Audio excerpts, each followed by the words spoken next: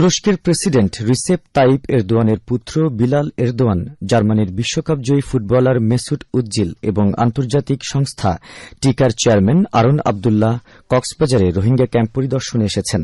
বাংলাদেশ সফরের দ্বিতীয় দিনে আজ সকাল 10:30টায় বিশেষ বিমানে করে তারা কক্সবাজার বিমানবন্দরে পৌঁছান। এরপর কক্সবাজার শরণার্থী ত্রাণ ও প্রত্যাবাসন কমিশনার কার্যালয়ে কমিশনার মোহাম্মদ মিজানুর রহমানের সাথে সৌজন্য সাক্ষাতে মিলিত হন। পরে উপস্থিত গণমাধ্যম কর্মীদের সাথে সংক্ষিপ্ত ব্রিফিং করেন বিলাল এরদোয়ান। এ সময় তিনি বাংলাদেশে আশ্রয় নেয়া রোহিঙ্গা শরণার্থীদের সম্মানজনক এবং মর্যাদাপূর্ণ প্রত্যাবাসনের কথা বলেন। তিনি বলেন, তুরস্কের সরকার ও জনগণ রোহিঙ্গা শরণার্থীর পাশে থাকবে এবং তাদের মানবিক সহায়তা দিয়ে যাবে।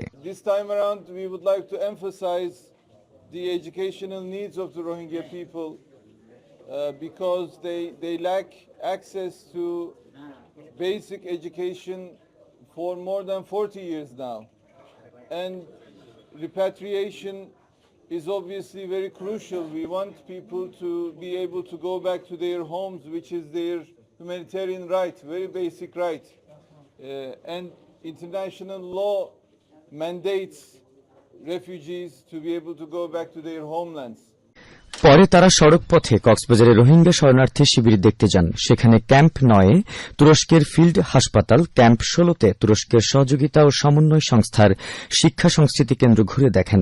শরণার্থী ত্রাণ ও প্রত্যাবাসন কমিশনার মোহাম্মদ মিজানুর রহমান জানান, ক্যাম্পে থাকা 6 লাখ রোহিঙ্গা শিশুর শিক্ষা কার্যক্রম চালিয়ে নিতে আগ্রহ প্রকাশ করেছে তুরস্ক। তিনি মূলত আপনারা জানেন যে রোহিঙ্গাদের মধ্যে শিক্ষার হার খুবই কম এবং এখানে প্রায় 6 লক্ষ শিশু এখন অবস্থান করছে। তো আমাদের যে শিক্ষা সেক্টর যেটি রয়েছে সেটি ফান্ড ক্রাইসিসের কারণে অনেক স্কুল ইতিমধ্যে বন্ধ হয়ে গিয়েছিল। তো সেই জন্য বিশেষ করে মেয়েদের শিক্ষার ব্যাপারে ওনারা খুব আগ্রহী। রোহিঙ্গা মেয়েদের মধ্যে 3% বেশি শিক্ষিত নাই।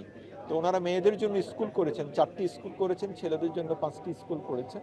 তো ভবিষ্যতে ওনারা এই শিক্ষা কিভাবে আরও দেয়া যায়, ক্যাম্পে যতদিন আছে ততদিন তারা যাতে শিক্ষা পায় সেজন্য তারা কাজ করবেন বলেছেন এবং তারা সহযোগিতা করবেন বাংলাদেশ সরকারকে, এটা বলেছেন।